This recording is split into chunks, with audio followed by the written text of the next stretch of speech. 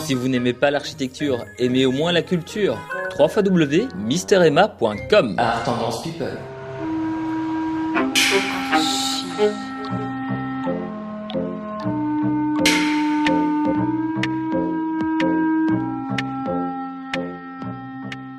Bonjour et bienvenue dans Arch Urbain, l'émission qui vous parle d'architecture et d'urbanisme à Bruxelles. Je suis en compagnie de Pierre Blondel. Bonjour Pierre. Bonjour. Tu vas bien? Oui. Aujourd'hui, tu m'emmènes à Uccle pour un ensemble de logements sociaux. Ça faisait 30 ans que Uccle n'avait plus vu de logements sociaux. C'est vrai. Et ils t'ont pris. Eh bien, c'est un bon choix, je pense. Comment ça s'est passé? Ils ont organisé un concours et donc ils avaient une parcelle. Donc la société ucloise du logement avait une parcelle ici, tout près de la commune de Drogenbos. En fait, on est quasiment à l'extérieur de Bruxelles. Et ils avaient cette parcelle depuis pas mal d'années.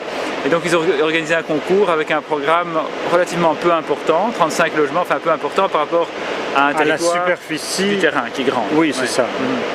Et donc on a remporté le concours sur une idée assez simple qui était de se dire qu'on n'était pas obligé de construire sur l'entièreté de la parcelle, qu'on pouvait construire sur une partie et laisser l'autre en réserve foncière, ce qui permettait de préserver une sorte de bois qu'il y a actuellement.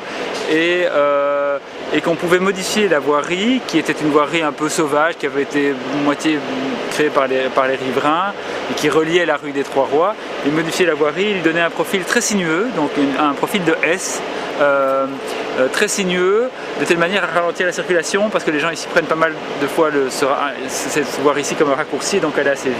Et donc, c'est ce qu'on voit ici, hein. Si on se bouge, donc on a la rue qui est là, qui est la rue d'origine. Alors on a construit un petit plot ici pour un peu rendre la chose sinueuse, et on voit effectivement les logements que tu as construits qui deviennent sinueux, parce que si l'on se retourne alors, on va voir l'ancienne rue qui est derrière nous, et la nouvelle rue que tu as construite avec tes bâtiments ici, et on a effectivement alors un îlot central qui est là, qui n'existait pas, et cette rue-ci qui n'existait pas non plus, puisque avant c'était donc le terrain où tu aurais pu construire. Exactement. Oui, donc on a fait passer la voirie entre les deux. On a donné à cette voirie une forme de S très très sinueuse, qui est bordée par le bâtiment qui lui aussi a une forme de S, donc c'est un bâtiment en forme de serpent si on veut, et avec un gabarit assez bas, donc rez-de-chaussée plus un étage, parfois plus deux. Et alors, de l'autre côté du terrain, il y a le petit bloc qu'on voit ici derrière nous, qui est un bloc de logement qui donne sur une sorte de petit square qu'on voit ici avec quelques bancs, et on a essayé... Qui doit encore être aménagé. Tout à fait, les travaux sont en train d'être terminés. Oui, c'est pas tout à fait terminé. Oui. Quelle est la différence entre ces logements-ci et le long S qui est là?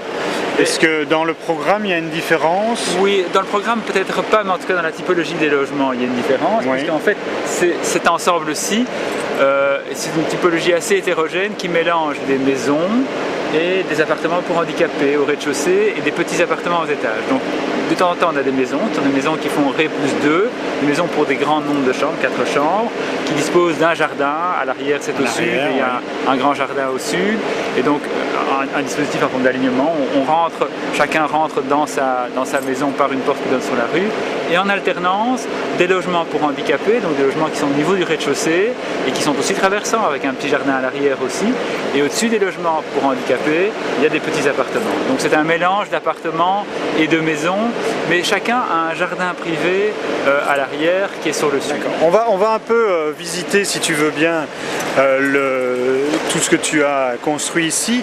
Moi, ce qui m'intéresse, je trouve, première chose quand je suis arrivé ici, et on le voit bien à l'image, c'est les anciens bâtiments. Donc on a des anciens bâtiments ici qui sont assez bas, oui, tout à fait. Et tu as continué à construire des bâtiments qui sont tout aussi bas. Moi, mon but était d'être relativement bas parce que j'avais pas une densité très forte à installer, et aussi parce que c'est un sol très marécageux, donc on est vraiment dans le bas de Uccle, sur des marécages, sur de l'eau, etc., etc. Et donc on voulait éviter des fondations trop coûteuses, et on a tout construit en léger avec peu de niveau. Moi, ce qui m'interpelle dans le travail que tu as fait, c'est la dynamique. On a déjà le S dont on a parlé tout à l'heure, et puis je trouve que la façade est extrêmement dynamique. On a comme une barre très longue de logement, mais avec une certaine unité, mais où tout me semble quand même différent. Il y a par exemple une dynamique dans les fenêtres. C'est ça, donc la question, c'est un peu la question du logement et la question du logement social très particulièrement. Qu'est-ce qu'on a fait dans les années qui nous ont précédés? On faisait en général des espèces de grandes barres anonymes dans lesquelles, je dirais, la qualification de l'individu était niée, si on veut. Tout le monde habitait de la même manière, personne ne pouvait voir, si on habitait au 6e, la 3e fenêtre en partant de la gauche, exactement où on habitait. Hein. Donc ça c'était la position qui était la position rationaliste, je dirais, des années 60. Alors est-ce que nous devons faire quelque chose de radicalement différent, c'est-à-dire est-ce qu'on doit nous faire aujourd'hui toutes des maisons différentes ou tous des logements différents? Je ne pense pas, je pense qu'il faut une unité, je pense que la collectivité a une qualité aussi, mais d'autre part je pense que l'individu a sa place dans cette collectivité, et donc c'est un peu toujours ce jeu entre le collectif et l'individu. Où est-ce qu'on se place dans cette position-là? Et notre position à nous, c'est une position intermédiaire entre l'anonymat, je dirais, des années 60 et le côté peut-être des années 80 qui était un peu trop maniériste ou un peu trop bourré de détails, etc. quoi. Et donc ici, qu'est-ce qui donne la diversité? C'est la diversité typologique. C'est l'idée de se dire, on ne va pas faire habiter les gens de la même manière, on ne s'adresse pas à une seule personne, on s'adresse à une quantité de personnes. Et donc on a des maisons 4 chambres, on a du logement pour handicapés, on a des maisons, des appartements 1 chambre, des appartements 2 chambres, on a je pense 13 ou 14 typologies différentes sur 35 logements. Pourquoi? Parce que pour ne pas faire comme on faisait avant, on met d'un côté tous les 1 chambre, de l'autre côté tous les 2 chambres, on fait un bloc pour les handicapés. Ce qui complique quand même ton travail du coup, parce que c'était quand même plus simple de faire... Ah oui. de faire des gabarits identiques, non, toujours. Faire du simple, c'est toujours plus facile. Hein. C'est plus facile pour tout le monde. Hein. Faire une seule typologie qu'on répète 360 fois, comme au rempart des moines par exemple, c'est beaucoup plus simple. Mais qu'est-ce qu'on risque? D'abord, on fait de la ségrégation parce que les gens, c'est comme s'il y avait une étiquette sur le front. Vous êtes les 1 chambre du palier droit, 2e cage d'escalier. Donc, et en même temps, on favorise des conflits sociaux, des gens qui se définissent eux-mêmes par rapport à leur appartenance, etc.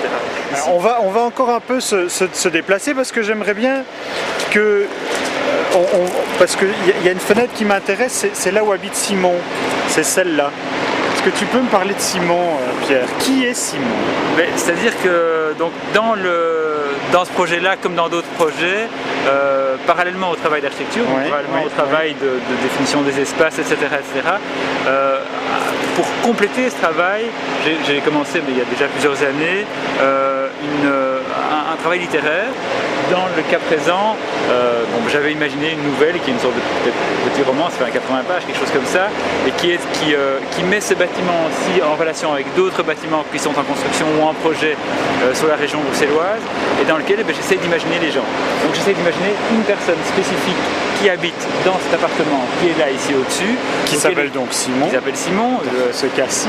Oui, auquel il est arrivé une histoire particulière mais que je ne dévoilerai pas, et qui donc habite là et donc qui est en rapport. C'est une manière pour moi de décrire aussi l'espace dans lequel on peut faire intervenir d'autres notions qui sont des notions qui sont plus difficiles à faire intervenir dans le dessin par exemple, qui peuvent être des notions d'atmosphère, des notions d'odeur, des notions de bruit.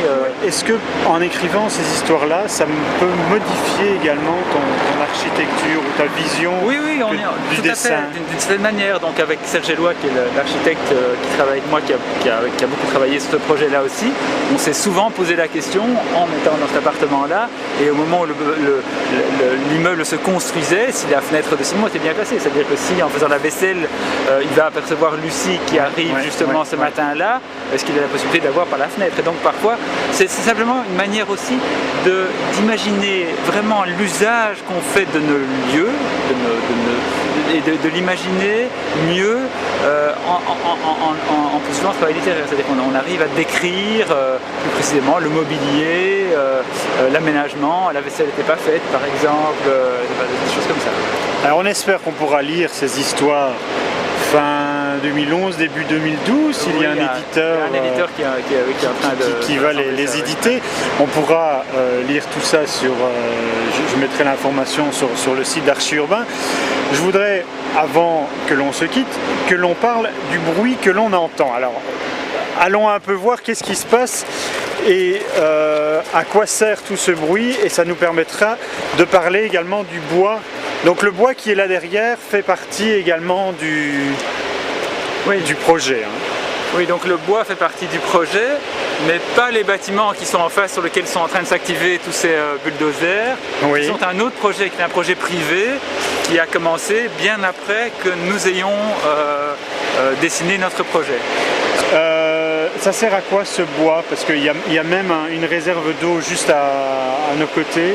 Oui, donc on a décidé de faire le projet, de ne pas le faire dans le bois tel qu'il était prévu qu'il se fasse, mais plutôt sur la voirie, sur la route, et refaire par le projet, réaménager les routes et les chemins, parce que c'était ça qui était la difficulté du projet, c'est que les espaces n'avaient pas beaucoup de statut, donc on a fait très attention aux chemins piétons. Il y a des chemins piétons qui traversent le site, qui passent sous des porches, sous les bâtiments, et qui rejoignent des anciens chemins que les gens ont pris l'habitude de prendre, c'est ça. Oui.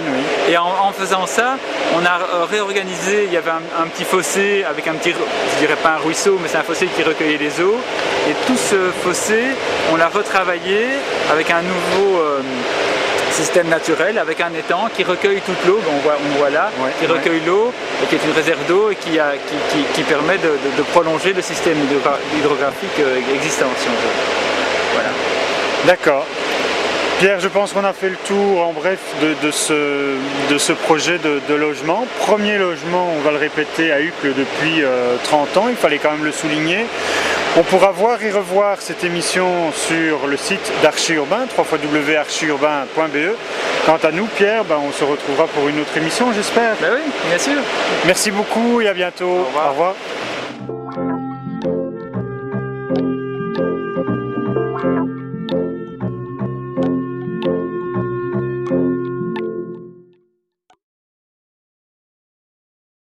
Si vous n'aimez pas l'architecture, aimez au moins la culture.